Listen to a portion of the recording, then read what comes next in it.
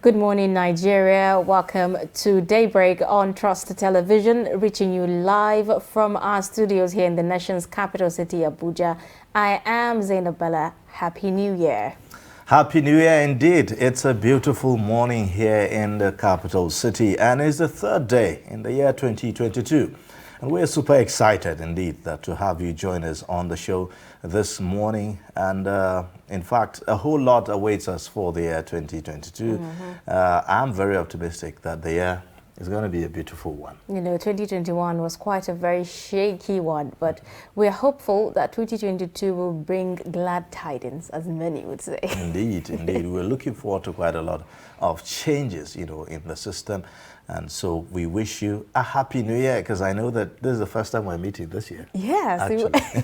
You know, the new year came in during the weekend, and we usually don't do daybreak during weekends, but we're saying our own happy new year today. Well, on the show today, we have quite a lot, you know, packed issue of insecurity is on the front burner. I mean, we'll continue to, you know, hammer on that and give you perspectives on that very issue as to how to find a lasting solution to that conversation. And also, we'll be having some reports from our correspondents across the country just to keep you updated on all the recent happenings. Well, for now, let's take a look at the event of the 3rd of January in world history. The Minister of Power said the 10-megawatt Lamborghini windmill power project is almost completed and will be commissioned as soon as technical problem is rectified in the next couple of months, as work on the substation at Kankia has reached appreciable level of completion. Similarly, Engineer Abubakar assured that the Kankia 330 kV power project is expected to commence soon, as work on the substation in Katsina town has reached 50% completion stage. Small things that have been left by the contractor, which we urge them to complete, and this is one of the reasons that I am here to come and see whether they have done them. Like the SCADA, they have brought it, and the other yard that we have been to, the Liafa yard, we have gone there to see the meters that they have installed and other things. Earlier, the minister who was received by the Katsina State Deputy Governor Alhaji Moneri Yakubu said he was in the state to familiarize himself with some of the abundant power projects with a view to completing them to accelerate the much-needed development. The minister also assured that the visit was on the invitation of not only the state government, but the Katsina Elders Forum, who requested the Ministry of Power to complete the abundant projects. In fact, they also sent another letter. In fact, it was a verbal message by the acting chairman of the Katsina Elders Forum, who came after their visit to come and see me and inform me that they wanted to come again. So I said, no. Please, let me come to Katsina myself to come and visit them. The Katsina State Deputy Governor Alhaji Moneri Yakubu and the leadership of Katsina Elders Forum thanked the minister for his commitment towards actualizing the project. A particular project that has been on the front burner for over 15 years. That is the Lamborghini wind farm power project, which is 10 megawatts. We went to you with the on-the-spot assessment of the project as at that time, prepared by no other person but our special advisor power. It could be recalled that the Lamborghini 10-megawatt windmill power project was abandoned for over 10 years, in spite of several promises for completion and subsequent commissioning of the project by the Power Ministry. In Katsina, Abdullahi Ismayamadi reporting for Trust Television News.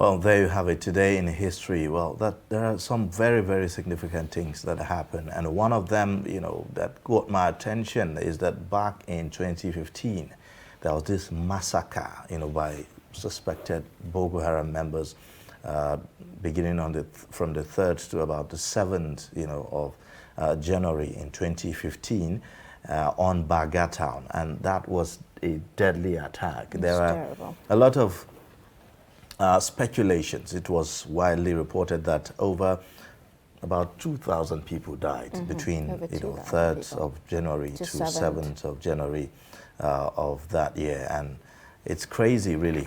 Even though there have been allegations and counter allegations here and there, government officials said, well, we have not more than 150 people that died. But then other sources, witnesses, officials and specifically local officials in those villages and communities said that, look, people died in thousands. And it was really a tragic one. And that attack came on a military base, a military base, that had the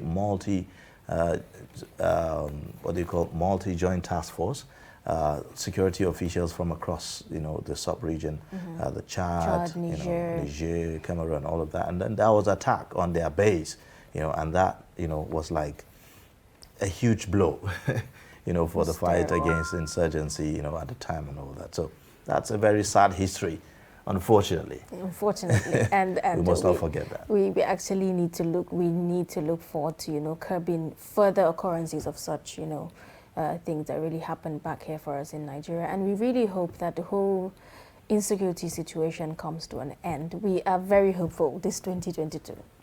Yeah, and on a very sad note as well, we want to also note the, we'll say, arrests, of a colleague. Arbitrary arrests, of a colleague, one of us who is always here giving us perspectives on the Daybreak show, specifically on our newspaper reviews, talking about the publisher of the Summit Post, Nelson Omonu Yakubu.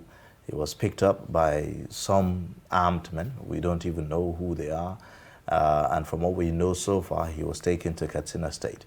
And so it's really sad, that journalists are intimidated. It's I would terrible, there's no press. It doesn't call, it doesn't seem that we have press freedom here. Journalists are, you can remember, what's the other journalist, that was killed at the other time, and nothing was said about it. And now we don't even hear anything about it anymore. Exactly. And so we must frown at that, as a society. Journalists must be free. This is a democratic dispensation. And in a democratic dispensation, journalists have a responsibility to hold government accountable. And so people should not be intimidated for doing that. I mean, it's not a crime to be journalist. Someone have to keep government officials accountable. Interesting. And the journalist is the one that is mandated by the Constitution to do that job. And so he shouldn't be intimidated. One other thing earlier, as we were discussing with you, Aiba, was the fact that the Katsina State government actually said they did not order his arrest. And it seemed like we don't even know who picked him up. And that's even worse. Exactly. So it means that whoever is behind this must come clean and ensure the release of, Omoni Yakubu is very, very important, because freedom of the press is sacrosanct for any democratic society. And if we actually believe in a democratic system, like we profess, then it's very important that we see the release of Omoni Yakubu. Well, and that's that. I mean, we have to keep, flying the flag, of journalism, true journalism, and without any fear or favor. Well, on that note, let's take a breather, and then when we come back, we'll take a look at the stories that made the headlines on our newspapers this morning. Please stay with us. But in a situation where you find that a person look at the same, not necessarily tribal or regional. but I have said that.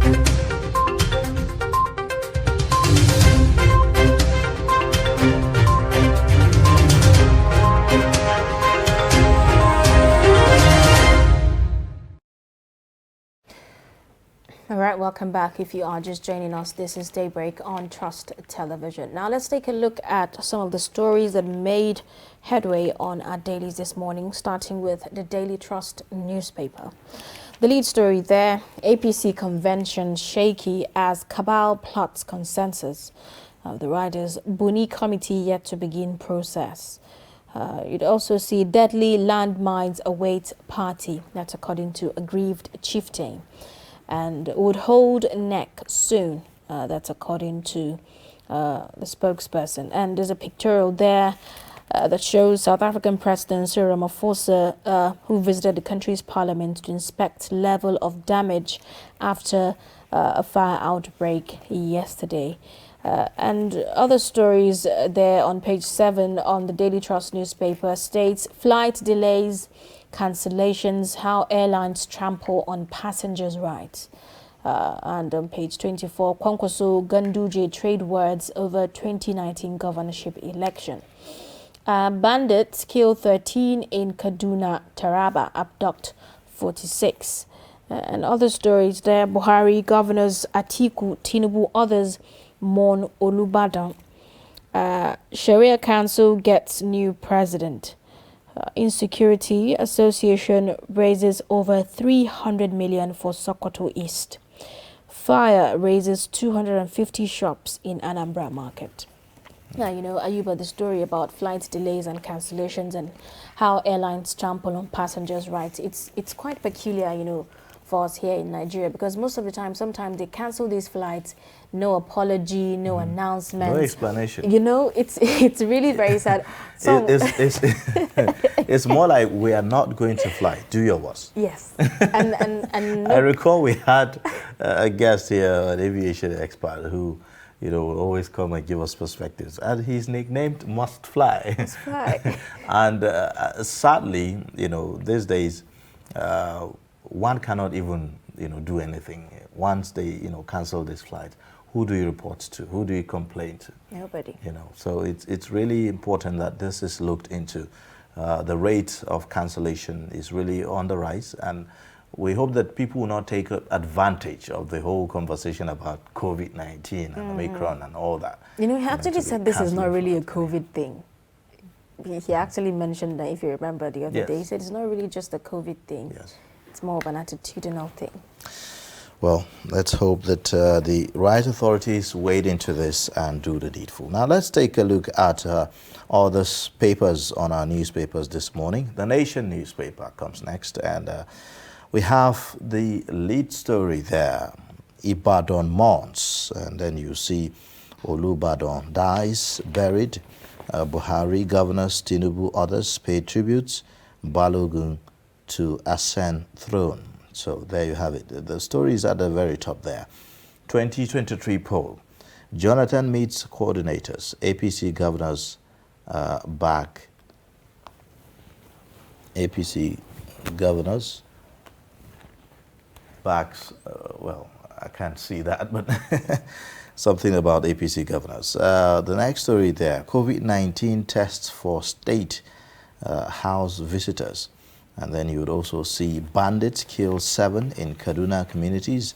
Senate probes PPPRA's 200 million naira to foreign firms. And then the next one there, you would see Buhari states fighting lost battle on $418 million Paris Club cash. These are the stories that made the headlines on The Nation today. Okay, let's take a look at other stories on the Punch newspaper this morning. The lead story there, budget. National Assembly folds Buhari, insists 6,576 extra projects. And National Assembly has power to drop, amend budget proposals. That's according to the House spokesman. Lawmakers have no right to introduce projects. It is an anomaly, says Sage. Sage did not speak from position of law, but lack of understanding, Senate. Other stories there, Nigeria's inflation rate may be among world's highest in 2022. Wike visits Ikpeazu. Bauchi governor attacks Buhari, alleges anti-graft fight lopsided. And on page 13, Buhari, eminent Nigerians mourn Olubadan Balogun to mount throne. And on page 20 on the Punch newspaper, reserves gain $5.12 billion in 2021 on Eurobond debt, IMF fund, others. These are some of the major stories on the Punch newspaper this morning. Well, I can see very interesting there, the pictures on the Punch newspaper showing fund seekers, I believe from yesterday at the Oniru Beach in Lagos. I mean, look at the crowd. That's quite there. Massive crowd. I mean, I'm not sure anyone is talking about Omicron here. No. Not even face masks. People just don't care. They just want to have fun. And I think that, while we do that, we should do that with some caution. It's very important to celebrate responsibly. Right. So there you have it. The new year, it's a time to have some fun for many residents in Lagos. And there you'd see from that pictorial there. Let's take a look at all the stories on the papers today. The Blueprint newspaper have some very interesting stories. The lead story says, tackling insecurity in 2022 with 12 trillion naira budget in 7 years, Nigerians set agenda for troops and others. You'd also see the story has the following riders. Allocation rises from 1.04 trillion naira in 2016 to 2.4 trillion naira in 2022. We are at war. Allocation not too much, justifiably spent, military source. And then you'd see also FG APC chieftain Lord Military says various platforms procured efficiently used. You'd see also results do not justify expenditure.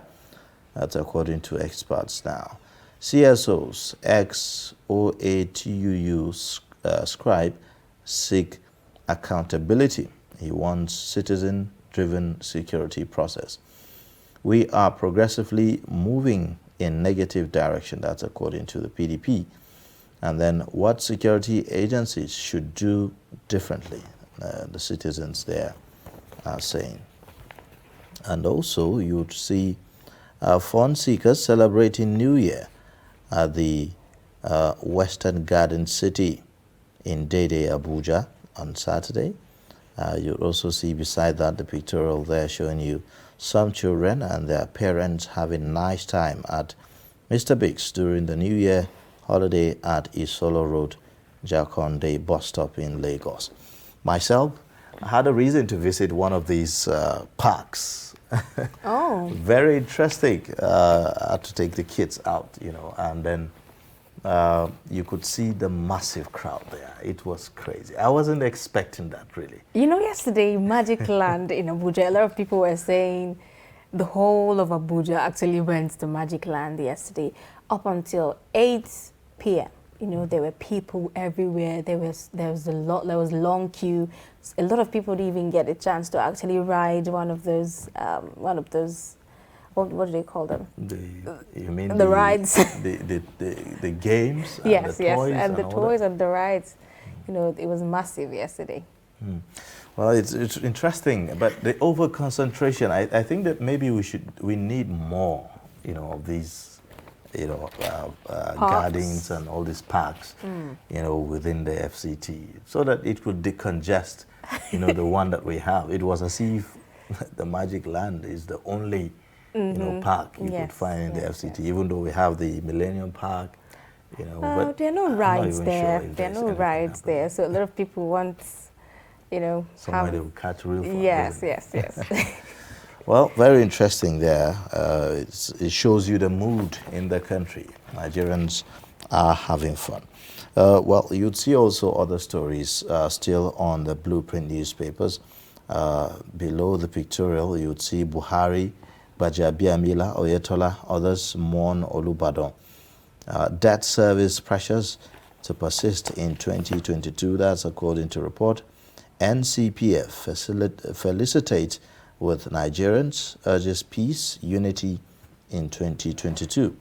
The next story there, Senate probes 200 million subscription scam in scrapped PPPRA. And then you see also alleged rape at Premier Academy. Will Karen family ever get justice? That's a big question mark there. Also, not to forget the stories at the top. There you would see banditry. Sokoto to review security containment order. Bandits kill 7 in 3 Kaduna local government areas. You see Nigeria courts $32.3 billion forex turnover in 2021. NBF to Buhari, end insecurity, tackle food crisis in 2022. 2 teenagers drown in Ilorin River on New Year Eve. These are some of the stories on the Blueprint newspaper. I must say, quite interesting. Very, very interesting stories.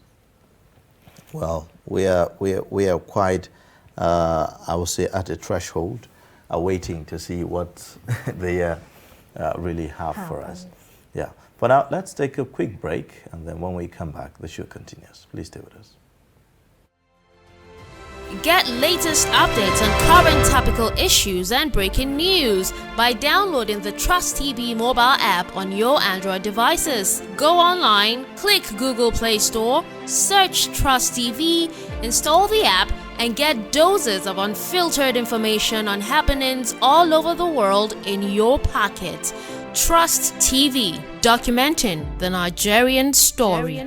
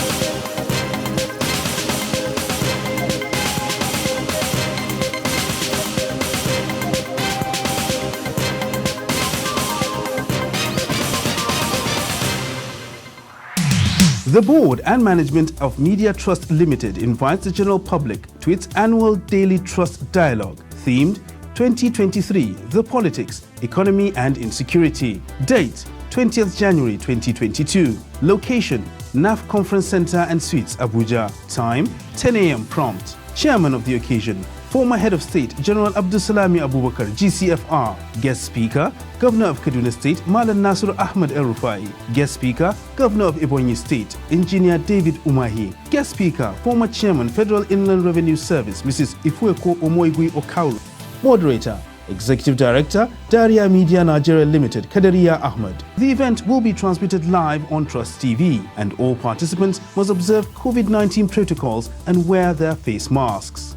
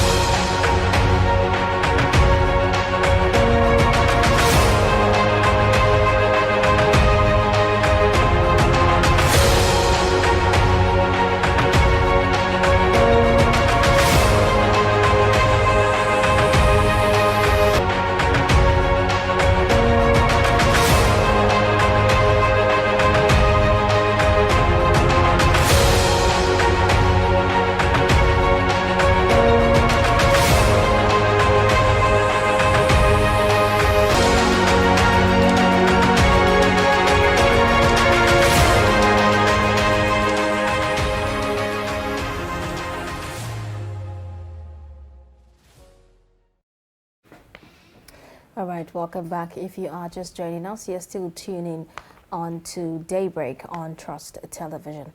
Now, the story about tackling insecurity in 2022, Ayuba. This is more like, a forecast with saying with 12 trillion budget in 7 years, Nigerians set agenda for troops and others. Yeah, I mean, the security budget, we've seen an increase, over the years, from 1 trillion naira to about 2.4 trillion naira, within this period, from 2016 till date. And that just shows how much of a priority the issue of security is, in the country. It's a conversation that is on the lips of virtually everyone. And we are talking, budgeting. And one thing that,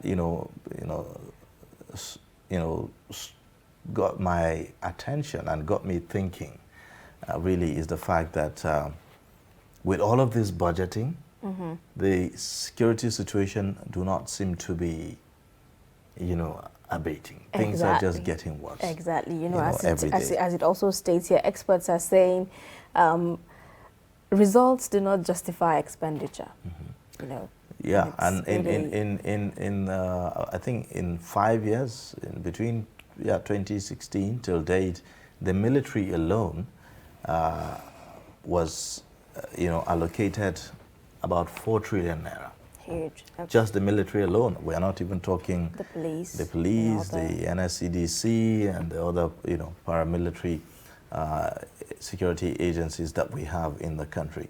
So one wonders and one asks the question, with all of this budgeting, yet the security situation seems to be getting worse. We complain about this lack of manpower, in the security system, and so one wonders, what's the way out? Exactly. Well, that's the question everybody is asking. What's the way out? Are we doing something wrong? Exactly. There have been several calls, even by people in authority, that Nigerians have given the mandate to ensure the protection of their lives, calling on them to, defend themselves and take responsibility for their own security.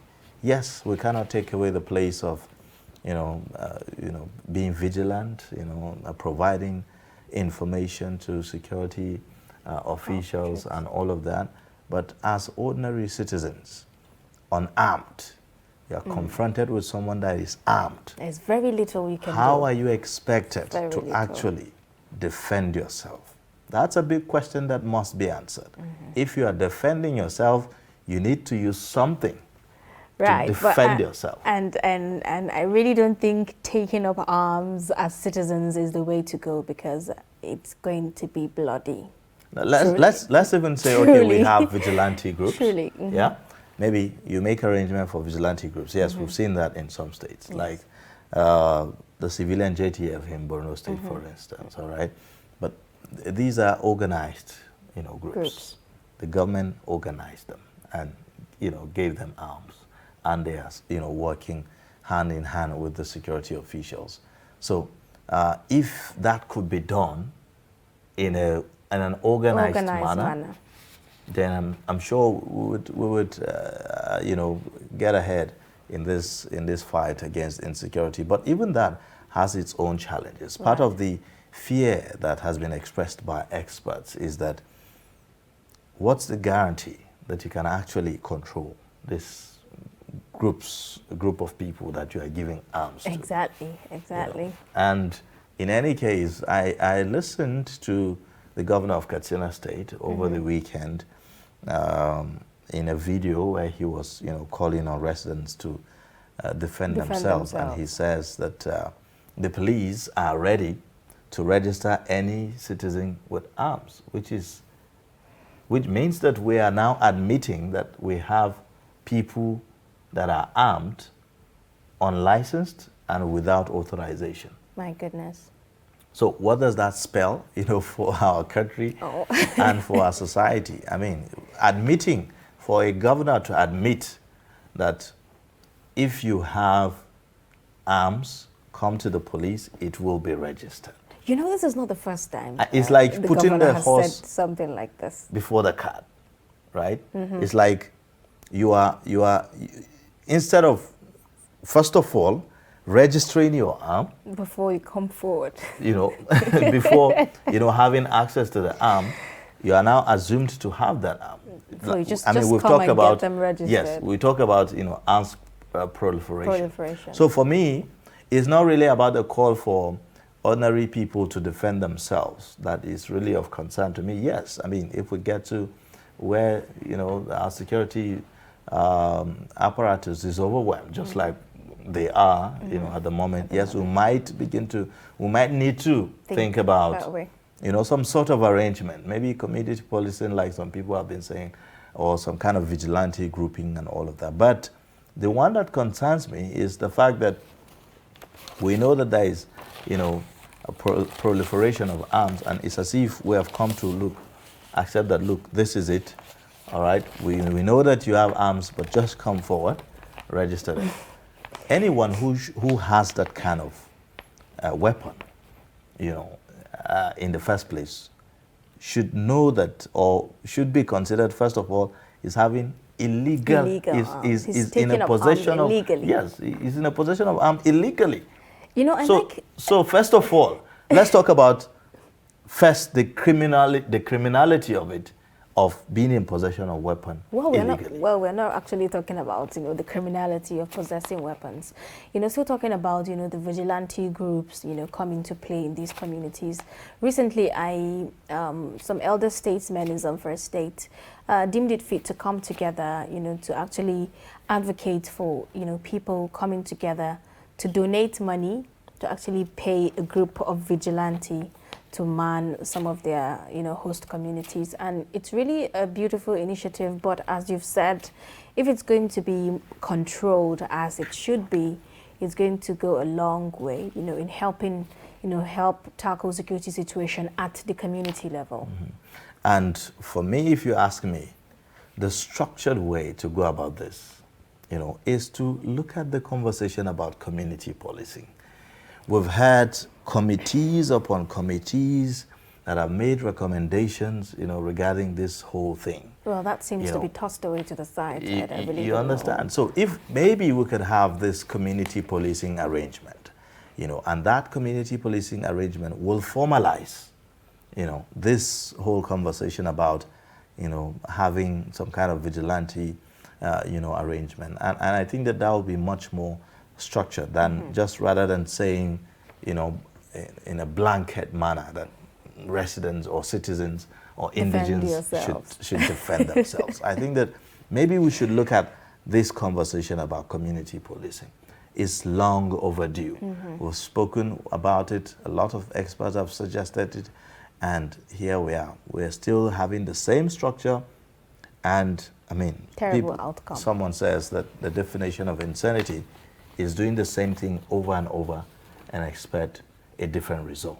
It seems to me like what we are doing right now, we are not changing the structure to accommodate the recent realities that we are confronted with, which is, you know, like the whole conversation about community policing or state policing, or whichever, you know, you want to consider it. We should begin to see some kind of massive recruitment of security personnel across board. Right. Not just, you know, waiting for the police, you know, from Abuja to be posted to states, you know, but let's have states and local governments making security arrangements, you know, I mean, lasting security arrangements that will have the backing of the law. Right. You know, as a lot of people have actually said, there's so much power at the center.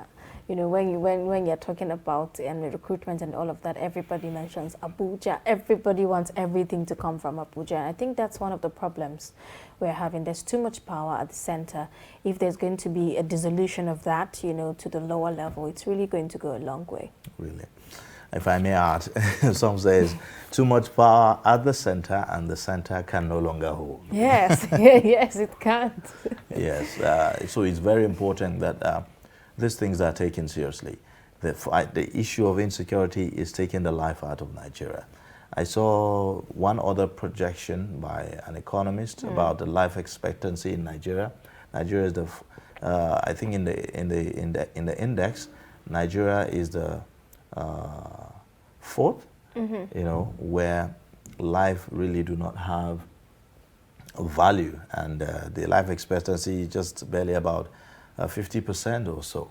That's not a good ranking to be on. So you can see how bad things are for us here in the country, and we really hope the urgent need for us to, some say declare a state of emergency, but again, is that really the answer to our problem? I mean, if the tenets, if the principles of a state of emergency will be followed through, like the word or like the phrase, signifies, then I'm sure that it will make some differences. But the problem is, if we say declare state of emergency and all the structures that need to be in place are not in place, then definitely you are likely not to see any result from that. And so that's the basic concern that some experts have expressed as far as this insecurity issue is concerned. But trust me, 7 trillion naira, 12 trillion naira actually in 7 years. That's quite on the high. It is said that Nigeria has one of the highest budgetary allocation in Africa, in the sub-region, as far as fight against insecurity is concerned. In fact, even in the entire continent, Nigeria has one of the highest, aside South Africa and other countries like Kenya and the rest of them. But, it just goes to show you that something needs to be done urgently. And I think and I believe that this urgent, recruitment, going to help of security personnel, yes, rather than just making a blanket statement to say, defend yourselves. Defend yourselves. I mean, if we say defend yourself, we have to answer the question of how. Do we defend ourselves? How? So that is very important. It's as important as, defending yourself itself. So if you must defend yourself, then there should be a how, and that question should be answered. And I think that government must go beyond the talking. And let's see more of the action. More of the action. All right, now let's take a quick break. When we come back, we're going to take a look at our first discussion, still talking about insecurity. Do stay.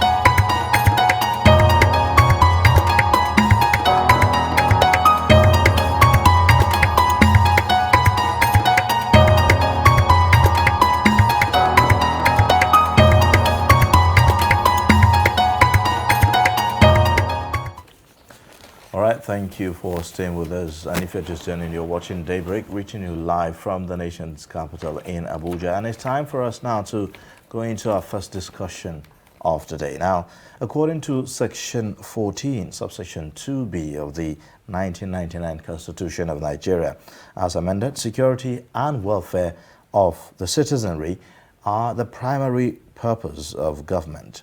Now, this regime of President, well, not regime, but this administration of President Muhammadu Buhari promised an onslaught against the monster called insecurity 6 years plus ago. Now, unfortunately, much as it, tried, it has not really succeeded. Should the verdict of history come today, the president and his lieutenants at the state and local government levels may be rated very low. Now, the truth is that Nigeria is faced with worsening insecurity on a daily basis, and we want to have a perspective on this, or rather perspectives on this caution, and we have in the studio Stephen Okore, a security consultant and expert, to give us perspectives on this conversation. Good morning and welcome to the program. Thank you. Welcome to the program. Thank you for inviting me. All right, now let's talk about this very, very important issue in our time. The Constitution is clear about what government is meant to do: the protection of lives and property. There is no mincing of words. It didn't say, "Oh, citizens or indigents, defend yourselves." The reason why government is in place, the basic reason, is the protection of lives and property and the welfare of the citizenry. But we have heard it time and time again, especially in the past few years, how government officials, even governors, call on indigents to rise up and defend themselves. The first time we heard it, a lot of people frown at it, but it's like gradually sinking in, and Nigerians are beginning to, feel the feeling of helplessness, in the sense that if you are to defend yourself, the question of how, comes into place and all of that. So let me get your your thoughts, or reaction, to this recent statements that we're hearing. Okay, I want to start by saying that that section of the Constitution that the government is not fulfilling is a breach of the social contract that the government is supposed to, or has entered with its citizens. They are supposed to protect lives and property of citizens, but they are not doing it. The implication is that they are not doing it. It's visible. We are seeing it. They are not doing it. So it's a breach of a social contract that they are supposed to fulfill, but they are not fulfilling it. I'm going to the point where you said, or you asked, how can the citizens defend themselves? I think that the government is shifting its responsibilities, because it's their responsibility to protect citizens. But the situation where we are now, we're in a state of anarchy, where the government is shifting its responsibilities to the citizens. And how do you expect the citizens to do that? Exactly. When you and I know that it's very unlawful, illegal for a citizen to have a weapon. So I think that the state we are, the government, especially the government of Katsina State, the governor that said citizens should protect themselves, right, and other governors that are even saying it, you know, I feel that they are overwhelmed with the challenges.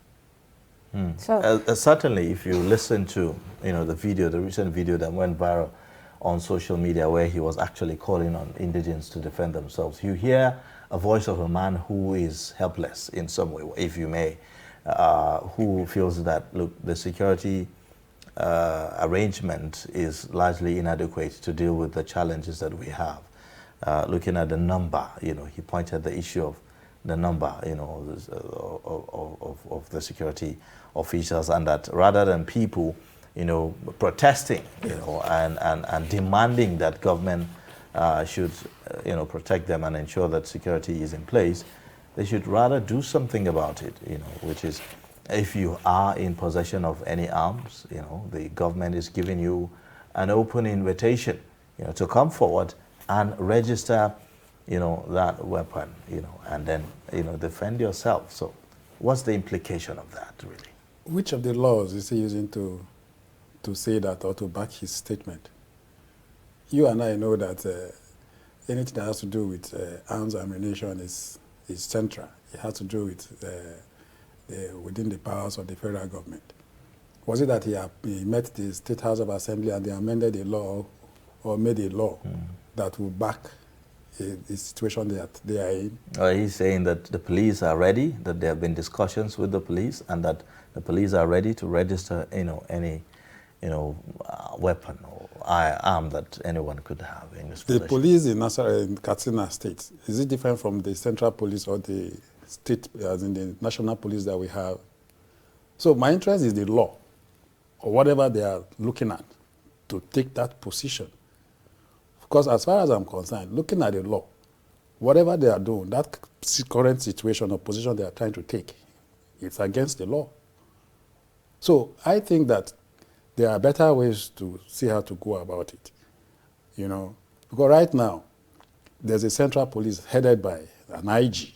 So whatever the commissioner of police is doing in Katsina State must get the backing of the IG. Is they in tune with the IG, in tune with what they are doing in Katsina State, where citizens can come up with their arms and ammunition and begin to see how to register with the state police, with the Katsina command? I want to assume that that conversation has been, was held, you know, and that was how the decision was reached. That's my assumption. Okay. Well, we can look at it like that. Let us assume that certain conditions were met for citizens to take up arms, you know. But I think that the state that we are, the condition that we are, the realities are staring us at the face, where citizens can now begin to think of taking up arms, with the government telling them or asking them to do so. Because what we have on ground cannot protect citizens at all. Okay. Now, as you've mentioned, it seems the government that is supposed to protect us are overwhelmed themselves. Yes. Yes. So, in tune with this statement of citizens should defend themselves, what really can we do as citizens to actually defend ourselves? You see, the tax of citizens defending themselves is enormous. You know, number one, you are coming to defend yourself against people that are sophisticated armed with guns. Even the security agencies even confess that they are the weapons that these bandits or whatever carry, it's more sophisticated than what they are even carrying. And you know the cost of a gun, it goes well over 250, 300, 400,000 naira.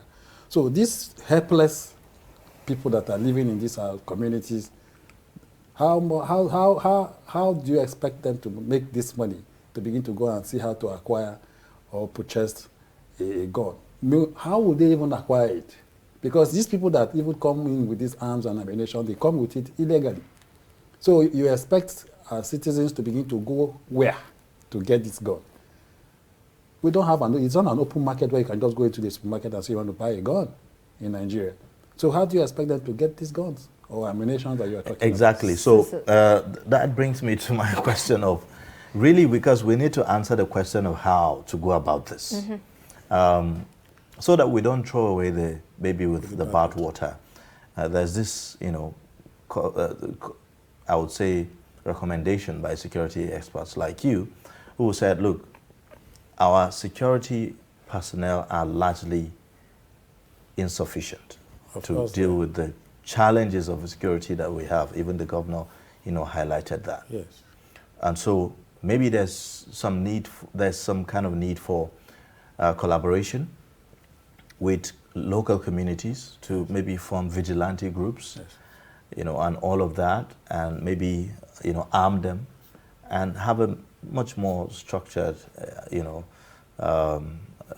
system of how to go about this. So how exactly, should we be going about this, even if we have to now begin to look away, from, the constitutional arrangement, or I would say the current structure, architecture, that we have, especially in the light of the conversations that others have also put forward about either state policing or community policing and the likes? You see, I've said here that I'm a strong advocate of vigilante, local vigilante, because there are key features that you can find in such structure or organization. They are grassrooted, they live within their communities for years, they understand their environment, they know the terrain and all that. And all these ungoverned spaces that we have are found within these local communities that we're talking about, where they are hideouts of these criminals or bandits. Their hideouts are found within our local communities.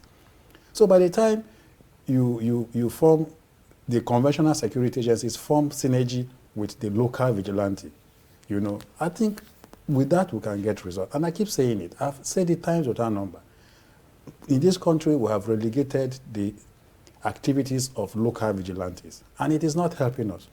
I think our purpose is one, how to see that Nigeria is safe and secure. And I've said it here that I've not seen a situation anywhere where the IGP and the Commandant General of Vigilante Organization are working together. I've never seen them anywhere. I expect by now that the IGP would have given a call, to the Commandant General of Vigilante to come to his office. Let them see, because we have the presence of local vigilante everywhere in Nigeria. There was this time that they were trying to pass the bill establishing a local vigilante by the National Assembly. Come and see the multitude of vigilante that came from the National Assembly down to the Federal Secretariat. They were filled everywhere in their uniforms. Some might say that, okay, there are bad eggs in the vigilante and all that. Don't we have bad eggs in the police? Have we disbanded the police because of the bad eggs that we have in the police? It's for us to start something. Okay. What's the implication of this, really, arming vigilantes? Do you see likely, something likely to go wrong with doing that? How? If we are hiring their service to protect citizens, because the government cannot do it alone, the conventional security agencies cannot do it alone, they need to be armed. How do you do that? You arm them. You mark and you trace their arms. There's a way they know what to do. When you mark their arms and you must arm them. Wouldn't we see some form of abuse, of these arms in the long run? How? Because I think that their recruitment process, since members of the vigilante will come from various communities, their recruitment process, major stakeholders within their communities can form part of the recruitment panel, like traditional rulers, imams and pastors and reverends within these communities. Town unions have ESCO members that are, the ESCOs that are from the communities. They should form part of the recruitment panel. You understand? By the time these people form this panel and recruit these members of the vigilante from these communities that we're talking about, you will see that people with questionable character will not come on board. And situations where they try to do something different from what they have hired them to do, the government will tell them that you people will be held reliable, so they can serve as guarantors. So that will make them pick people without questionable character. And I don't see, it is very possible because we are dealing with human beings. They can abuse the whatever they are given, but let us start something. We must start something. Okay. Now, there's a report on the Blueprint newspaper that reveals Nigeria allocated 12 trillion naira to security in 7 years. Yeah. And also a military source is saying that this amount has been justifiably used. Are you of that thought as well? When the stories in the news, television, in the papers, service chiefs, law enforcement officers are being tried for one corruption charge or the other, embezzlement of these funds we are talking about. I'm not surprised at the figure, but the figure that we are saying, are we saying it? It's not reflecting anywhere. Somebody is charged for 14 billion naira, sorry, and other charges like that.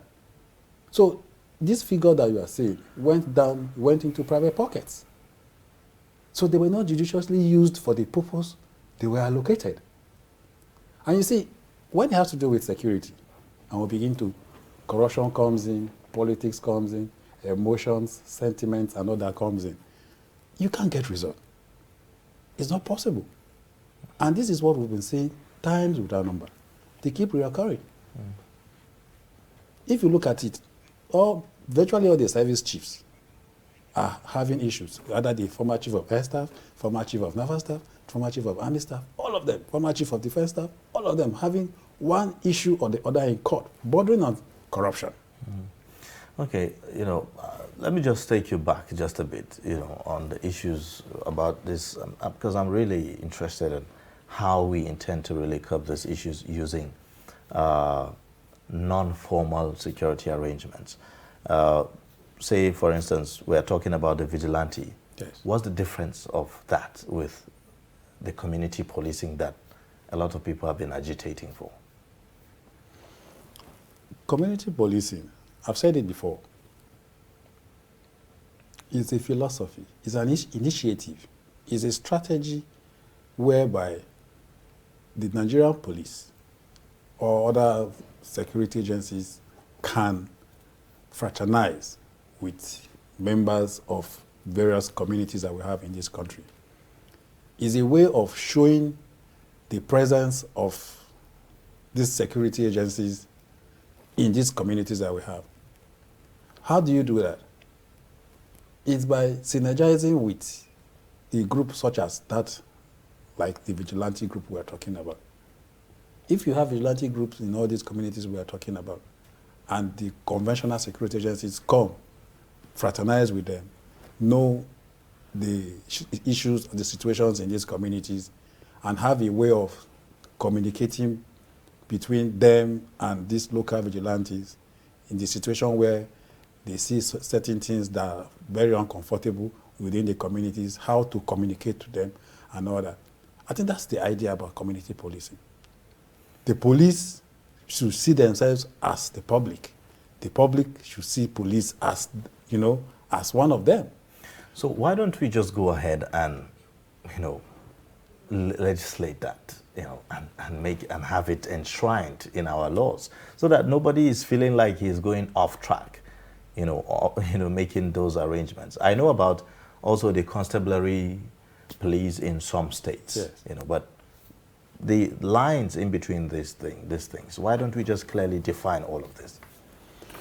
Now, the idea about community policing is strictly within the purview of the Nigerian police force.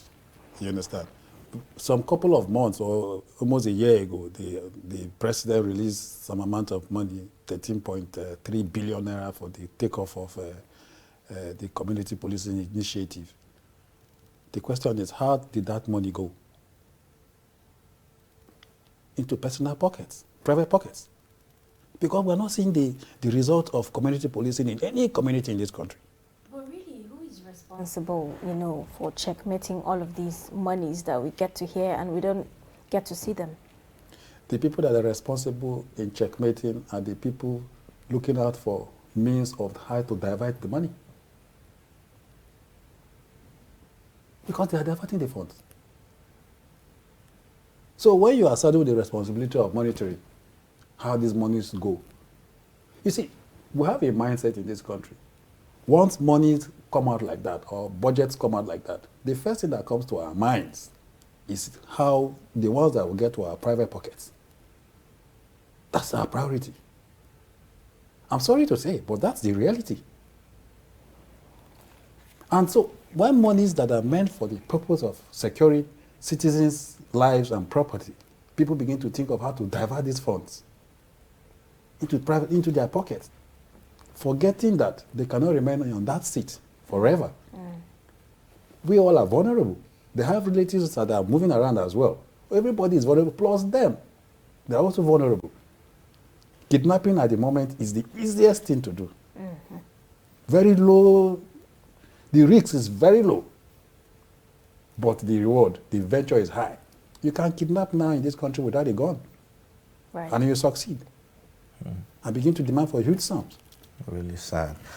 All right, now let's take a quick break, and then we'll be looking at yet another disturbing report. Now we are having, the relocation of IDPs in Maiduguri, and that's also, I would say, part of the whole conversation. There are fears that are being expressed by some of these internally displaced persons. Take a look at this report.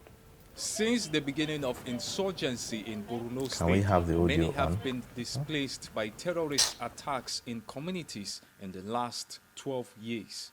The state government had earlier hinted its plans to shut down all IDP camps. It said that the decision was informed by the recent improved security situation and also to stop over-dependence on humanitarian support. At the moment, 6 IDP camps out of 13 have been closed and resettled back to their ancestral homes.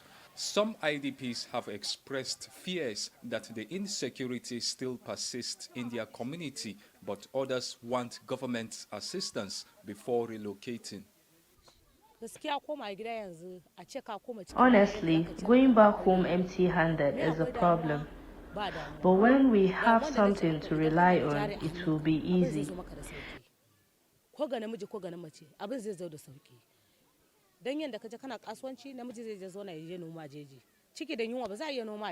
We want the governor to support us financially so we can go home and do business.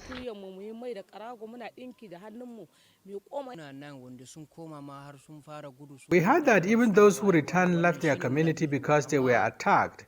We are also afraid, but home is better than here.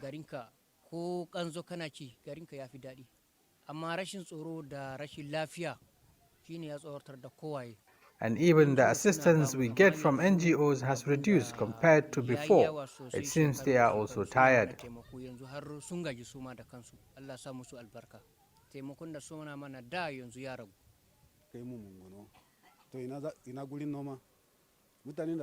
I'm from Monguno local government. Going back there, where are we going to farm? All the villages around my Monguno have harvested the farmlands. When the season has already passed, then we should farm. It won't work.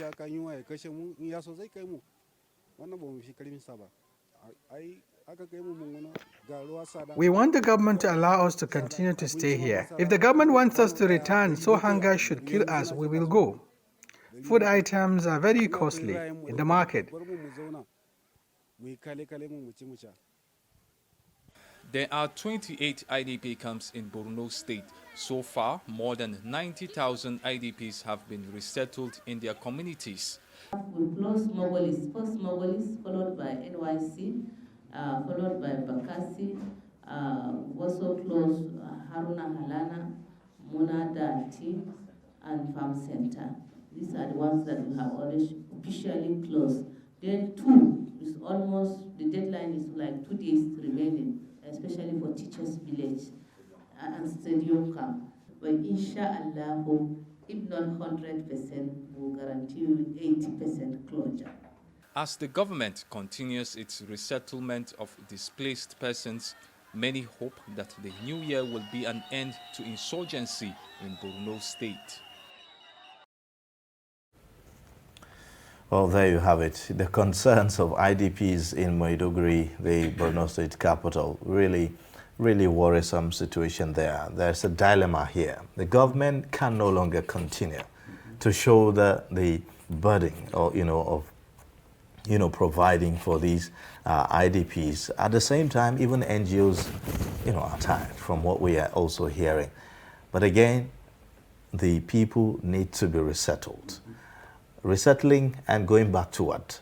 That's the question that is on the minds of many of these IDPs. As they go back to their villages, what's the guarantee that they can go back to their normal lives? I mean, it will take quite a while. And leaving them in those IDP camps is like postponing the evil day. You have to let them go, in some way. So what's the way out of this in your own perspective? I am not even interested in the resettlement for them going back to their local ancestral homes or communities. I am interested in the level of security to protect them when they return to their communities. How guaranteed or how sure are we in the area in terms of protecting their lives when they return back to their various communities? That's my area of interest. Because the condition that they are now is for them to take their destiny in their hands. That's their situation now. Government can no longer take care because they are overwhelmed with the funds they keep churning out, to take care of them. Non-governmental organizations are also tired. So now, take your destiny in your hands. We will take you back by hook or by crook. Go back. And if anything, do we risk, leading these people, back into the hands of, the Boko Haram themselves? Maybe some of them may even contemplate joining, the groups, looking at their economic situation. That's the implication. Because as they go back, you watch some of them talking about, they gang about to their farms and all that.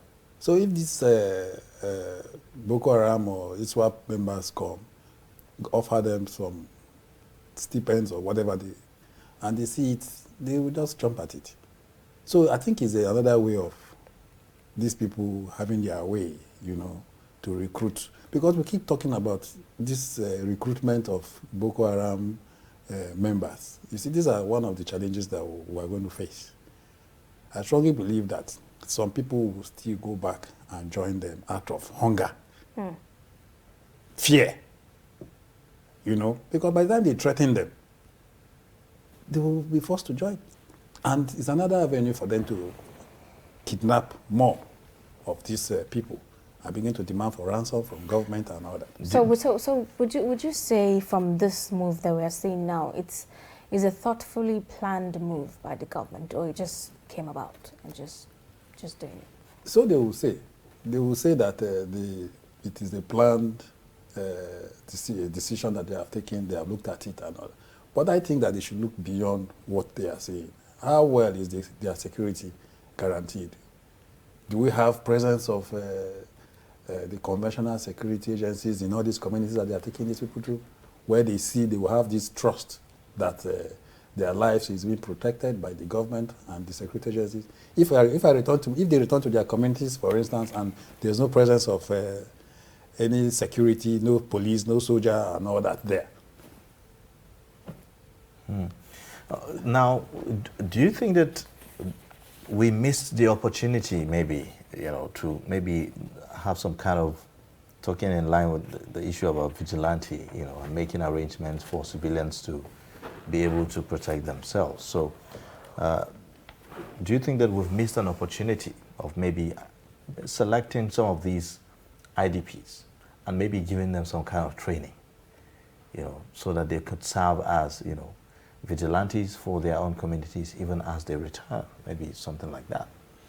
Yes, if we did, or if they did, there's nothing wrong with starting something. I keep saying it. We must have to start something, even if there's nothing there, you know. So if from the IDP camps, you see that there are a lot of able-bodied young boys there, you know. And so there's need for the government to begin to, and even in the Bruno, I like the way the governor, it all started with the former governor, the activities of civilian JTF, you know, and this governor is sustaining it, you know. And the former chief of army staff, you know, at some point commended the JTF, the civilian JTF, for a job well done, aiding the military to see how to combat activities of insurgency in the state, you know, to the point that some of them were even recruited into the army, into the DSS and all that. So I think that in the area of vigilante in Borno, I think they are grounded in vigilante activities. So there's need for the government to see how to recruit more of these youths, to see how to police their various communities, and not just doing that, they should be armed. There's a way they can go. The State Assembly should pass a law where they can be armed with pump actions and all that. Can the State Assembly, does the State Assembly has that power, you know, to legislate on that? Yes, it's their state. They can have situations where they can do such laws. It can be done. It can be done. You know, there are certain arms that people are permitted to carry, you know, at that level. Licensed anyway. Yes, at that level. Once you know the people you are arming with the guns and all that, you take stock and have records of them, you know. Okay. Proper planning, organization, and execution. These are the things that we need. Okay. Now looking at Nigeria's track, security track in 2021. Yes. Do you foresee, you know, like a better outlook for Nigeria's security situation in 2022? Yes, there can be a better outlook.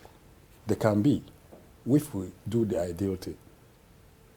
Number one, I think that there are certain threats that are staring us at the face. For instance, threats against well-being, you know, and survival of citizens. Such threats, who takes care? The government. That's where good governance comes in. Under that, you know that there's poverty, unemployment, and other. Who provides that? It's the government. So in taking care of those threats, the government must provide good governance. Threats such as against the sovereignty and the national territorial integrity of the state. Who takes care of that? The military. What are they doing? Are they really doing that? Threats against law and order and public safety. Who takes care of that? Law enforcement agents or agencies. The police and some other and the other paramilitary institutions that we have. Are they doing that? Threats against unity and corporate existence of the country, of Nigeria. These are the issues. So all these agencies of government must come together, sit, appraise their activities in 2021. Where they have failed, they should look at it and how to go about it. Where they have succeeded, they should look at it on how to build on it. As I'm talking to you, are they doing that? Until we see them doing this, before we have this conviction that 2022 will be better than what we saw in 2021. Okay, so one thing that kept reoccurring in the year 2021 is that we've seen this massive school abductions. You know, children are abducted in their schools in hundreds and all of that.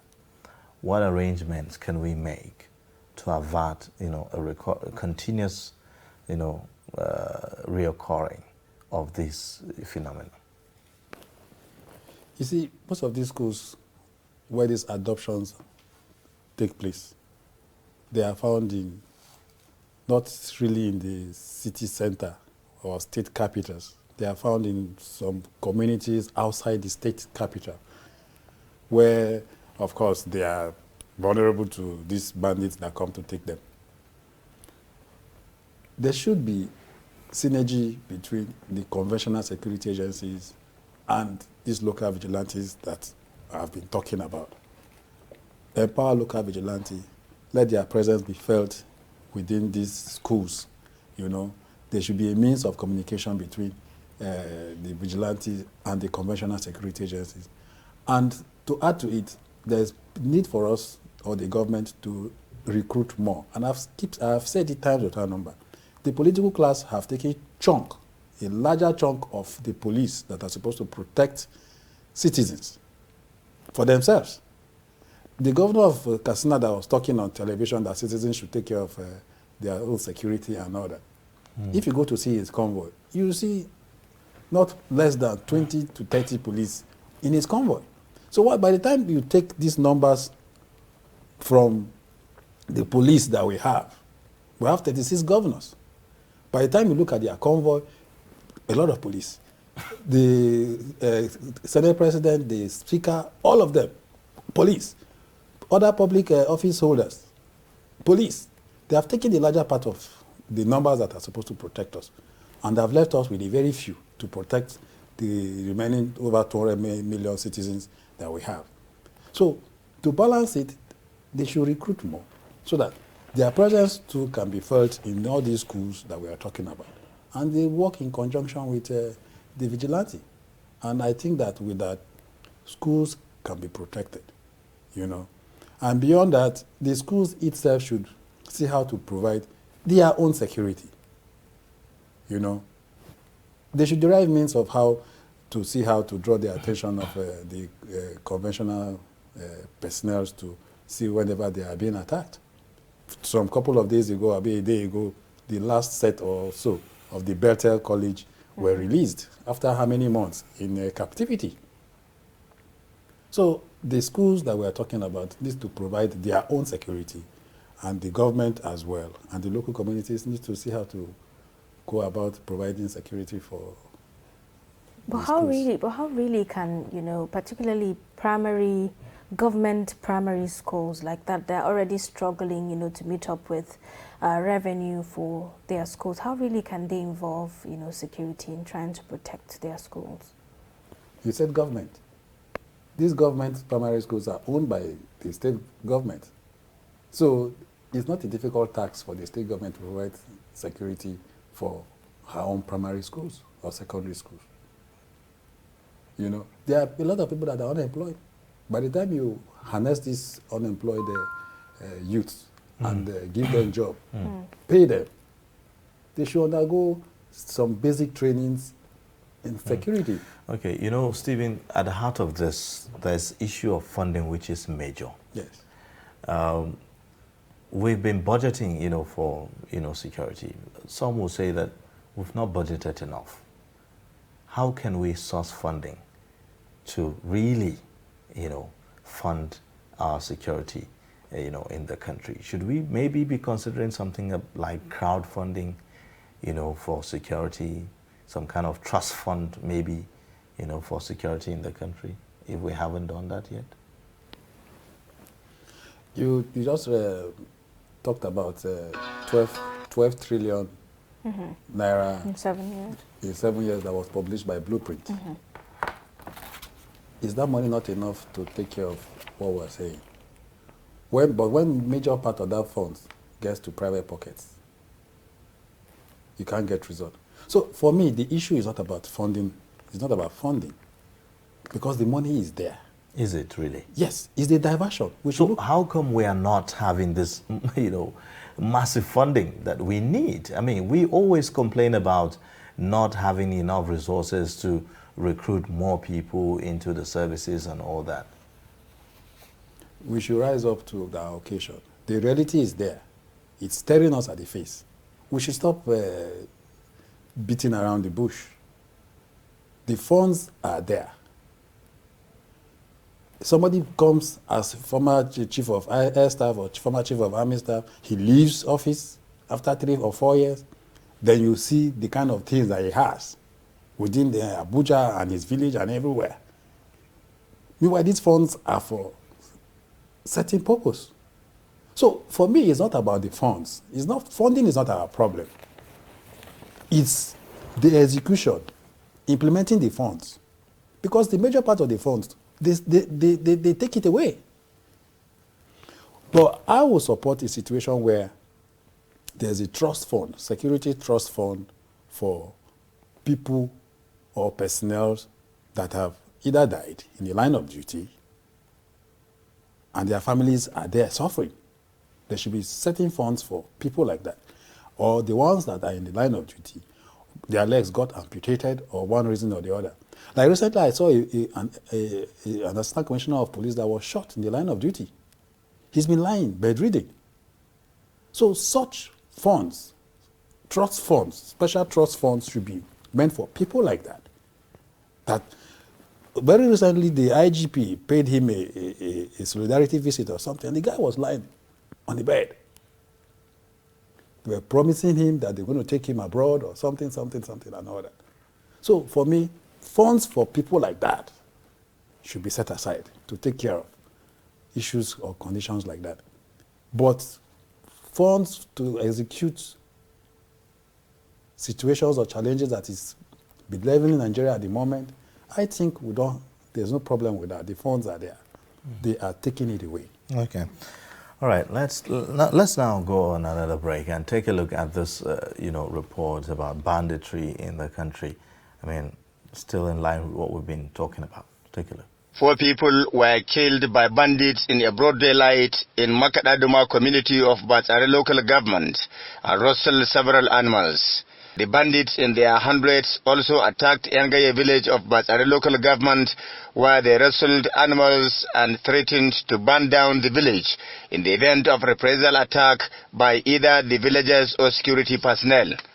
Another village threatened by the bandits is Majambugaji in Jibia local government area of Katsina State.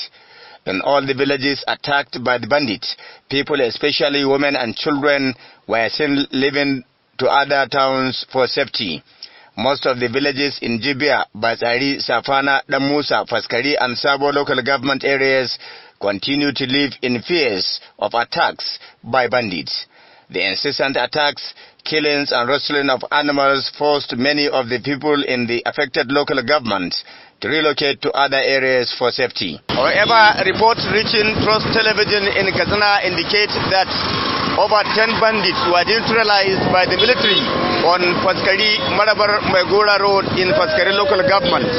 When I contacted the police public relations officer in Katsina, SP Gambo Isa, he neither responded to my calls nor the text messages put to him. In Katsina, Abdullahi Ismayamadi reporting for Trust Television News. Well, there you have it, a recurring decimal. We've been talking about this, issue of insecurity for quite a while now. That we just hope that in the year 2022, things are going to be much, much more better. Now, in concluding our discussion at this point, let's get your final thoughts on how can we, we've been talking about how we can get out, of this situation, but what are the urgent steps that need to be taken? Some of the solutions that we are profiling are in the long term, but like in the immediate, what must we do, to check this spate of killings? Number one, I expect that the president should convoke a national security summit where people across the divide, be it religion, ethnic, political, should come together. Because what we're experiencing is a lack of unity of purpose. Not believing that what we are facing is a collective responsibility that we should look at to see how to find ways about it to get out of it. So I want a situation where the president should convoke a security summit. People should come together and look at the challenges we are facing and to see how to profile kinetic and non-kinetic measures to it. 2, people in authority should be able to speak truth to power. If service chiefs go to visit or report to the president, they should be able to tell the president the realities we are facing, not beating around the bush. If you tell the man, this is our challenges, this is what we are facing. Doesn't the president has other means of gathering intelligence and information except through the service chiefs? I don't know. If he has, the people will not be able, they won't want to tell him the truth. They won't want to tell him the truth. So I believe that those people that, the other means they are civilians, but these people that are military, the police, they should be able to tell the man, this is our challenges, this is what we are seeing, this is what we are facing. They should be able to speak truth to power. Then 3, deployment of sophisticated modern technology. It's very key.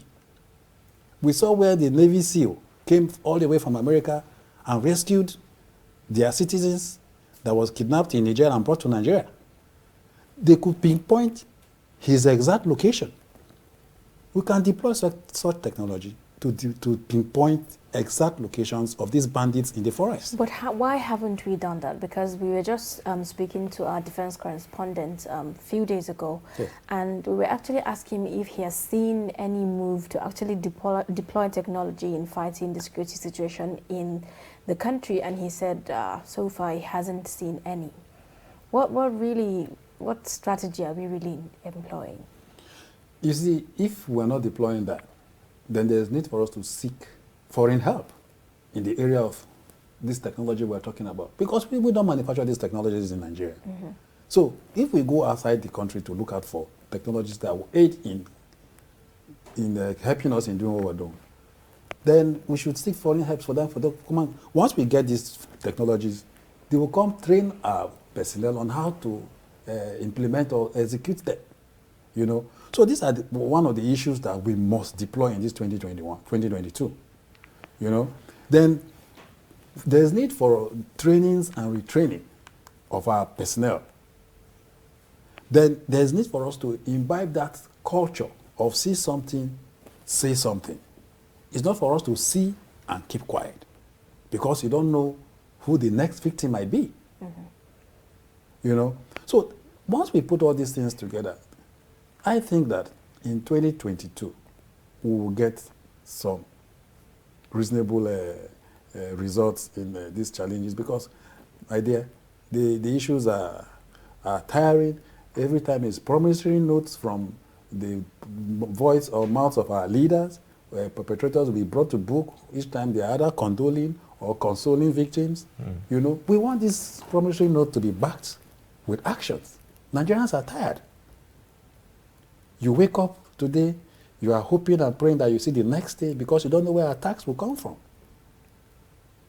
So the issues are, we are all vulnerable. We should not begin to think that because we are being protected by police. Tomorrow you're out of office, we have seen where lawmakers are kidnapped, killed by bandits. We have seen where retired and serving officers are gone down. Mm-hmm. So it's not for us to play around it at all. Politics should be taken out of what we are talking. It's security, it's security. Politics, sentiments, emotions, you know, should be. And people in authority that are saddled with these responsibilities of protecting citizens of this country, they should imbibe certain features. Integrity, they should be patriotic. These are the things that are missing in them. Right. All right. Well, thank you so much for coming on the program and sharing your perspectives with us, you know, on this subject. We look forward to having you on the program again. Thank you for inviting me. We've been speaking with Stephen Okore, who is a security consultant, and here giving us perspectives on recent issues. Now, let's take a look at some more reports on the program, this time around about the Nigerian Customs Service, you know, in terms of manning our borders. Take a look. Area Controller Adamawa Taraba Command, Isiaka Ganiu, is here parading some sized contraband items in line with the mandate of the Nigerian Customs Service to check smuggling and protect businesses against illegal trade malpractices. According to the area controller, 17 contraband goods with a total duty paid value of 26 million naira were among items seized from persons engaged in the illegal business of smuggling, despite the closure of the nation's border. Due to federal government policy, Adamawa Taraba is among the border that is still closed. Despite the closure, smugglers in their desperation always look for a way to engage in the various activities. The command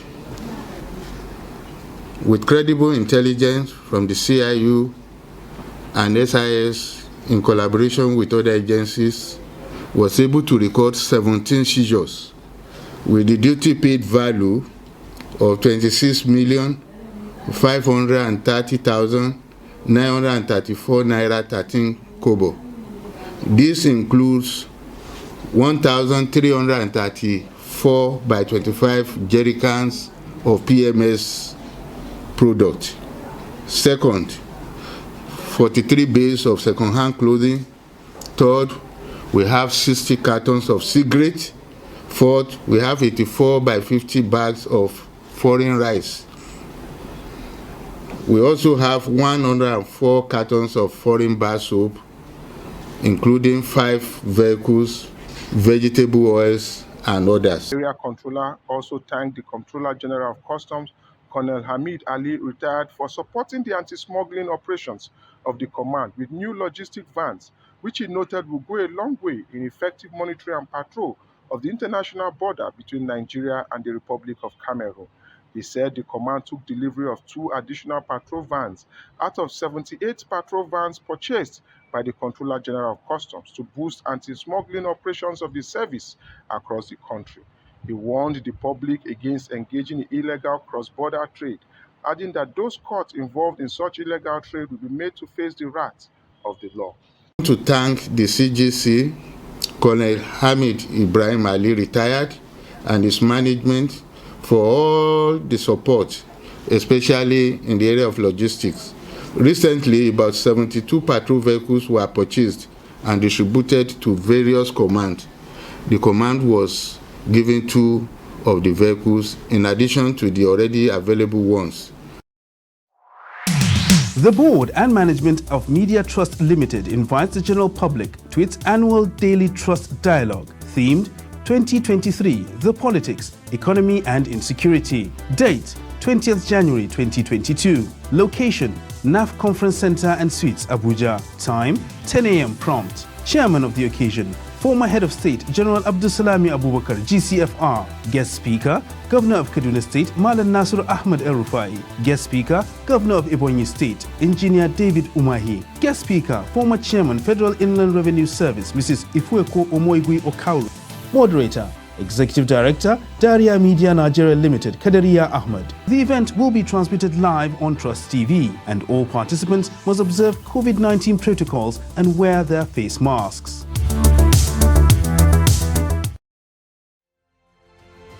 Get latest updates on current topical issues and breaking news by downloading the TrustTV mobile app on your Android devices. Go online, click Google Play Store, search TrustTV, install the app, and get doses of unfiltered information on happenings all over the world in your pocket.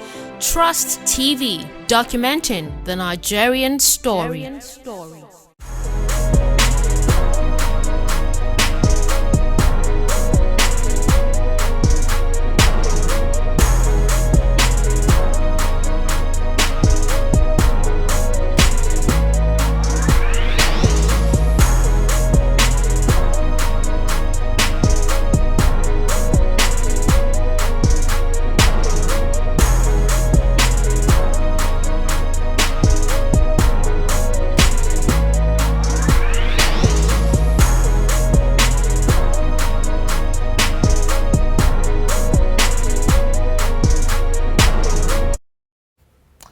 Well, there you have it. Activities of the Nigerian Customs Service in securing the land, sea, and air borders of Nigeria. Very critical to the whole conversation that we've been having about, insecurity in the country. I mean, we have to ensure that our borders are protected. I mean, that's the only way that you can, curb the issue of arms proliferation into the country and illegal possession of firearms and all of that. They have a direct link on what we are actually talking about. And seizing of contraband products, these are things that sabotage our economy, and so it's very important that we protect, local manufacturers and the local industry in Nigeria. Now, let's take a look at yet another report about environmental degradation.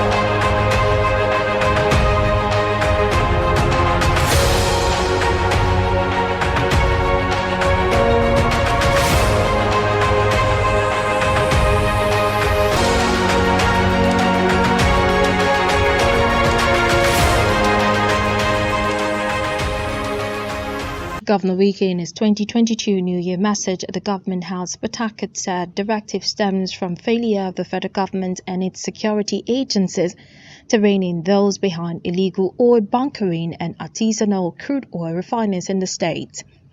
The governor said the state government has equally appealed without success to persons engaging in this illegal business to consider its negative effects on the economy, environment, public safety and public health, and disengage from it. He has also directed all council chairmen and community leaders to locate, identify and report to his office all those behind all illegal bunkering and crude oil refining sites in their localities for prosecution.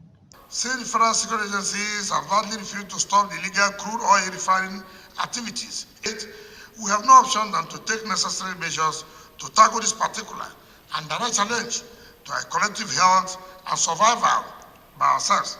Consequently, I've directed the chairman of Pawtucket City Local Government Council to go after all the illegal crude oil refining sites along Creek Road and all adjoining areas of the Pawtucket City and shut them down with immediate effect.